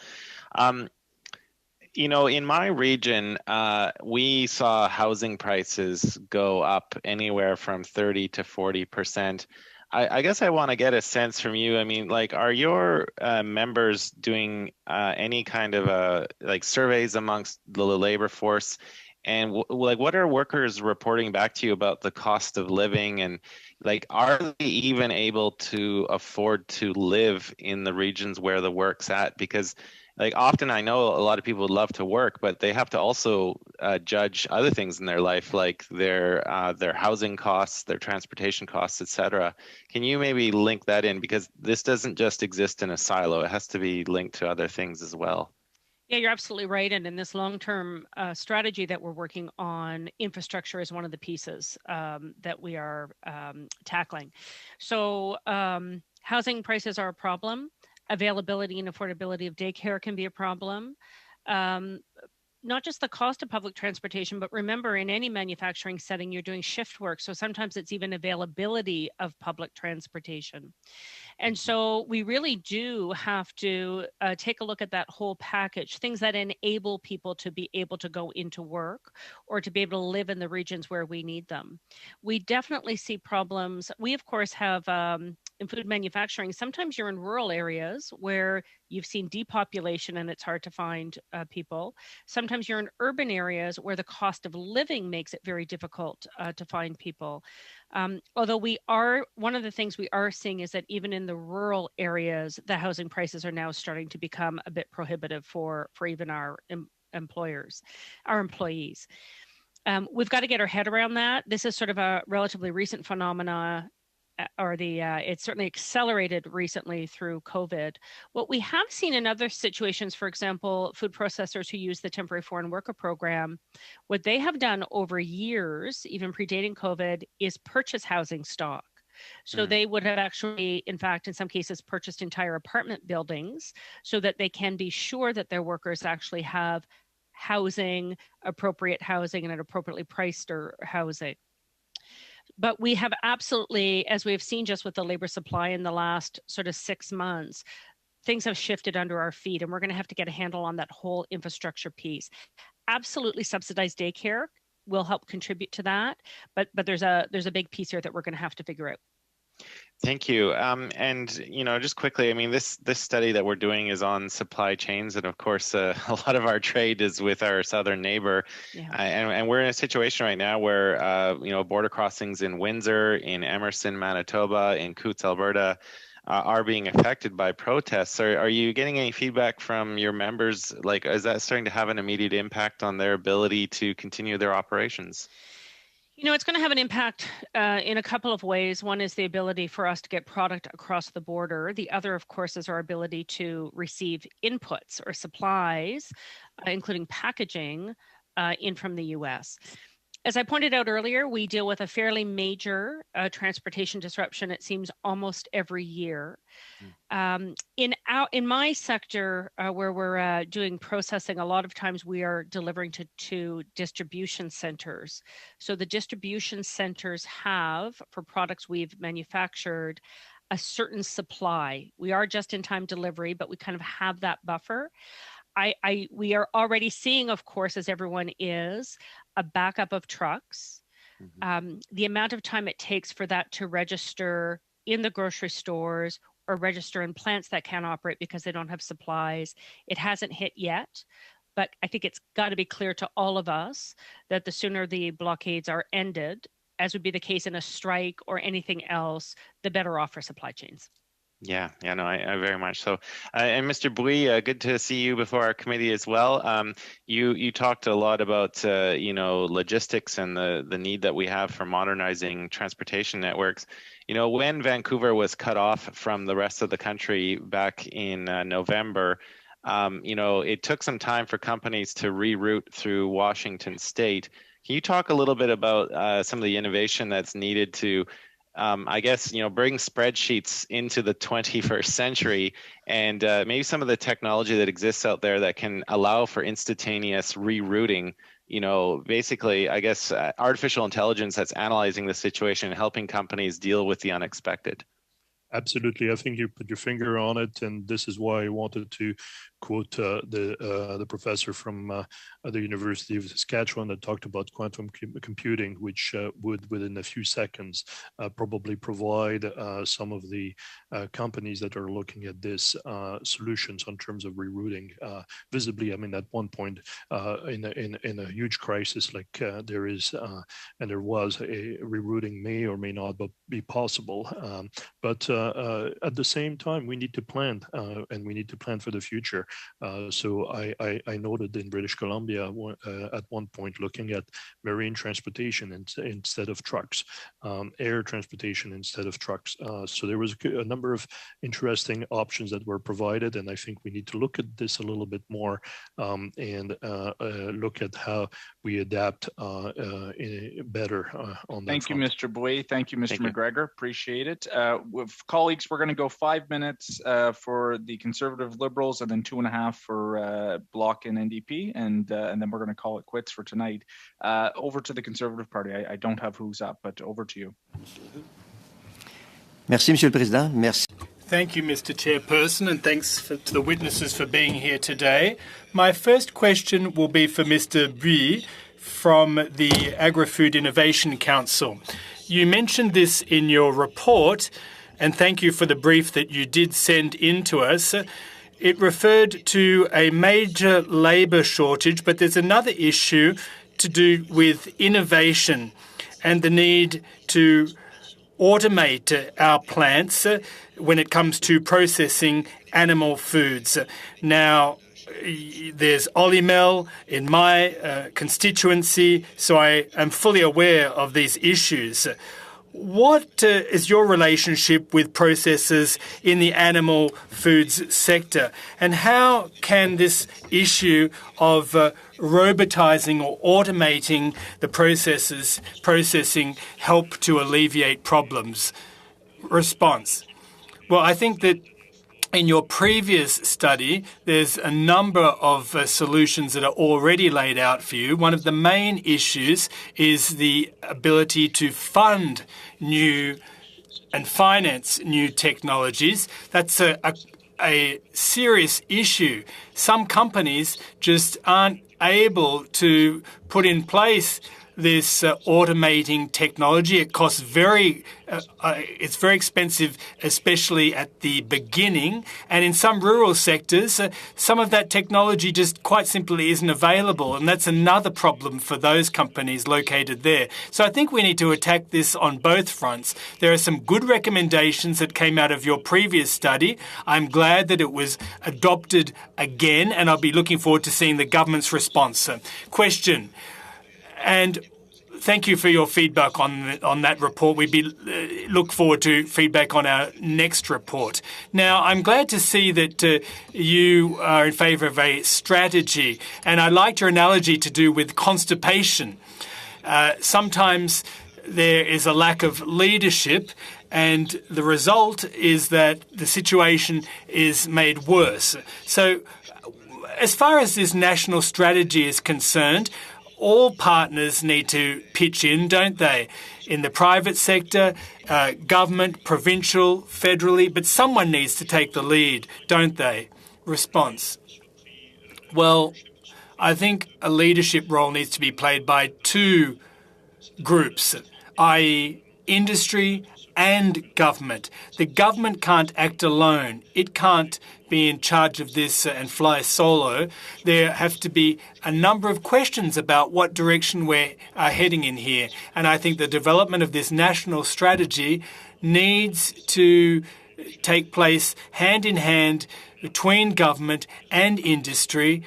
And I think that the provinces, the universities and colleges are also important partners. It doesn't need to be a drawn-out process. Just to tack on to what I said to Mr. Perron, this can move forward quickly if there's the willingness, and I think that I'm quite sure that that can be the case. Question. Well, Mr. Brie, I think that the government needs to send a very quick signal to the industry that we are ready to sit down to co-develop this national strategy. Would you agree with that take? Yes, I agree that there should be a quick signal sent by the government. I can't see that right now. I keep looking at the chimneys to see if there's smoke coming out and heading in the right direction, sending us that signal. But it hasn't occurred yet. On the part of Agri-Foods and Agriculture Canada and the government in Canada writ large, we need to see that desire. Question. Well, we do need someone to take the lead. A number of departments and agencies could play a part in developing this national strategy. And in one of your recommendations, it was very clear that the Wotton report should be acted on, i.e. that we should create a synergy between the various departments and that there was a firm willingness on the part of the government and on the part of the PM himself.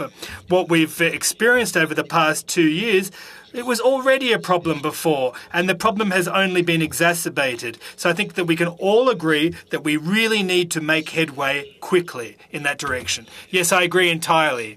Thank you very much, Mr. Brie. Now, perhaps I have 10 seconds left, Mr. Chairperson?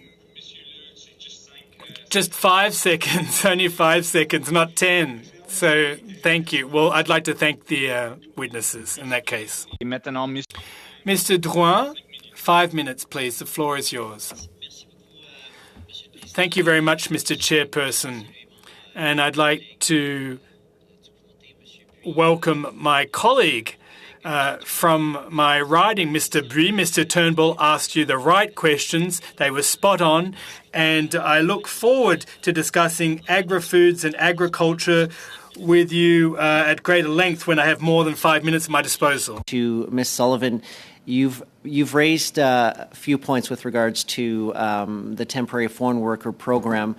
I'm not sure if you measured the impact. 2 years ago, Premier Legault made a call for Quebecers to come and work in the agri-food businesses, and this was at a time when the unemployment rate was in the double digits because we were just starting with COVID-19, and I'm wondering, have your members reported back in April 2020 or May 2020, June 2020, an increase in the uptake of those jobs? I would tell you that since COVID, So when COVID began, we were probably looking at a 10% vacancy rate in food and beverage manufacturing. We're now up to 25%. So a lot of that is due to factors related to the pandemic, but it makes it very difficult, if not impossible, to sort of measure what might have worked in other regards. It's kind of, it's difficult to separate out different elements right now. Okay, thank you. And some of the recommendations that you're making for facilitating a better flow, I guess, of temporary foreign workers to fulfill that demand.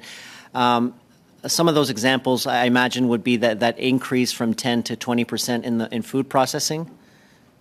Yeah, we're actually recommending that the cap. Ms. Sullivan, sorry, I'm just going to put a stop. I'm being told by the clerk and our technicians that for the folks that are in the room, when you do stop to ask your question, if you could make sure your microphone goes off. That's why we're getting some of the feedback for our witnesses. I know it's not easy. I've stopped the clock. Ms. Sullivan, over to you.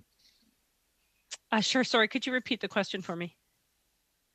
Yeah, just some of the recommendations for the flow of temporary foreign worker programs, and you mentioned the cap. Yeah, listen, so one of the biggest things that could benefit us right now is increasing the cap. So across food and beverage manufacturing, unlike primary agriculture, you cannot have more, your workforce cannot be more than 10% temporary foreign workers. Just increasing that cap by any amount would be helpful. We are suggesting 30%. You know, ideally in a perfect world for during the crisis, we wouldn't have any cap at all, but we have suggested 30% might be something that could be tolerated by the federal government. We're also suggesting that the federal government move for a defined period of time to a 2-year LMIA rather than a 1-year LMIA, which would help to reduce paperwork on the part of companies, but also, and I think very importantly, we've all realized, help reduce processing times and processing work for the government itself. So I think those two measures in and of themselves would be quite beneficial. And then also really, really important. Somebody asked me once why we want to use temporary foreign workers. Except for seasonal jobs, we don't want to use temporary foreign workers. We want to welcome people into Canada to become permanent residents and do these jobs permanently and become parts of our community and our workplace family. So we have to have attached to any program that we put in place really clear and workable pathways to residency for any of these workers that come in. Thank you. And somebody mentioned housing. I think it was Mr. McGregor talked about the importance of housing, and back home for me, they may not be your members, but they are in the food processing business, and they are coming up with solutions to provide housing because there's just no choice. Are some of your members working on similar solutions or innovative solutions to provide housing to some of the either temporary foreign workers or just employees, Canadian employees? Yeah, absolutely. Yeah, so some of the things that our members have done, and I'm sure there's more things as well. First of all, as I said, the companies themselves actually purchasing the housing units, purchasing entire apartment buildings or purchasing homes that could be used, multi-unit homes or single-family homes that could be used for workers. We are also seeing, in order to overcome that barrier to getting to work, companies that are putting in place their own bus routes. So Maple Lodge Farms, I mentioned earlier, they put in place their own private busing system to be able to get their workers from their homes into the workplace.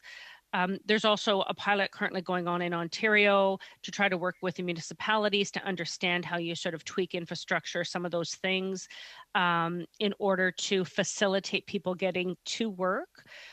So there's absolutely things that people are trying. Ultimately, I think we're going to have to find models of industry or hubs of employers working together with municipalities and with provincial governments and federal governments to figure out how you address these, what I call infrastructure issues, so you can facilitate people getting to work. Thank you, Ms. Sullivan. Thank you, Mr. Drouin. Maintenant, c'est Monsieur. Mr. Perron. You have 2.5 minutes. Thank you very much. I'll try and be concise. Mr. Lowe, pleased to see you. I have a quick question. Do you believe that it's crucial that the federal government provide financial support for the development of new slaughterhouses that are local, in fact, to increase local processing? Our position is more processing is always better. I'm not sure if direct financial support or maybe just easing of regulations might be the answer. Merci beaucoup. Thank you very much. Ms. Sullivan, earlier I asked the officials about the code. I've been told that the discussions are going swimmingly. I know that you have a seat at the table. How are things progressing? Are you an optimist in that regard? They're difficult conversations, but I think I am an optimist, and I'm an optimist because we have gotten to a place after many years of discussion and debate within industry where you have every segment of the supply chain, from producers, processors, independent grocers, and really importantly, the retailers who have come to the table, all acknowledging there is a need for a code, that it is important, and exhibiting a willingness to work together to develop one. I think that in and of itself is a historic step. And now we have all of those sectors working through some really difficult, let's face it, challenging issues. If it wasn't challenging, then we wouldn't have to sit down together to sort out a solution. So yes, I'm optimistic. I think that there is, I think we can't afford to fail. Merci. Thank you very much. Second quick question. I asked you about the plan for foreign temporary workers earlier, or I asked other witnesses. Were you happy with the answers, and do you think things are moving forward as quickly as possible? Well, we haven't received a response on our proposal, and until we actually have some sort of announcement from the federal government that they are prepared to put a program in place to allow us to bring in temporary foreign workers to assist with the labor crisis, then we don't have an answer. So the problem will exist and continue to exist and continue to get worse until we have some sort of emergency foreign worker plan in place. We've received good reception. Okay, merci. Thank you very much, Ms. Sullivan. Mr. Perron, I allowed the translation a bit of lag. It's appreciated. Thank you very much. 2.5 slot. Thank you so much, Chair. Ms. Sullivan, just quickly, when I was asking Mr. Bouy previously just about transportation logistics and advancements in technology to reroute, you were nodding your head. Did you want to just take a minute and add a little bit to that? So when the BC crisis hit, Food and Beverage Canada did a lot of work with a roundtable to bring stakeholders together. So I had a bird's eye view into some of the challenges. What I found really interesting was about that exchange was that we also have that issue domestically. So one of the big questions that came up was around animal feed. And I will give credit to the Animal Nutrition Association of Canada because they created a conversation with food grade grain shippers to divert containers from the Port of Vancouver to resolve that need. So I think that this question extends not just internationally into our trade patterns, but also to our domestic patterns, travel patterns, and transportation patterns. And I think that's another application that we need to be thinking about. And I will just say one of the big challenges that we as industry have faced is, bear in mind, we are critical infrastructure, but everybody in the food supply chain is privately run. And we also have constraints because of our ability to talk through the Competition Act. So we have done a miraculous job keeping the food system going. Additional tools to help us with that, like the one Serge has described, I think can be nothing but a good thing. Yes, I do remember, like here on Vancouver Island, Top Shelf Feeds took advantage of the redirection from the Port of Vancouver, so that was nice.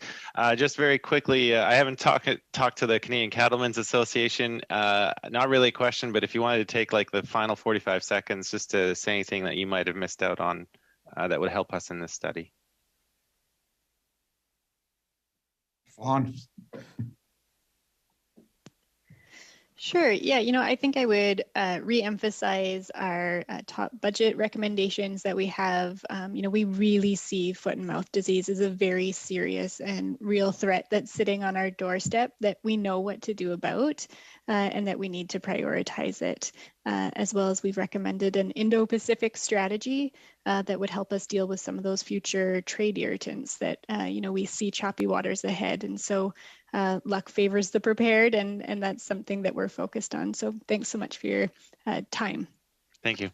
Thank you, Mr. McGregor. Thank you, Ms. Jackson. Et au nom de mes collègues. And on behalf of all my colleagues and the members of the committee, I'd like to thank our witnesses for their attendance here today and for this fulsome discussion. Also to the entire production team, the clerk, Thank you. We'll look forward to continuing this study on Monday. Thank you.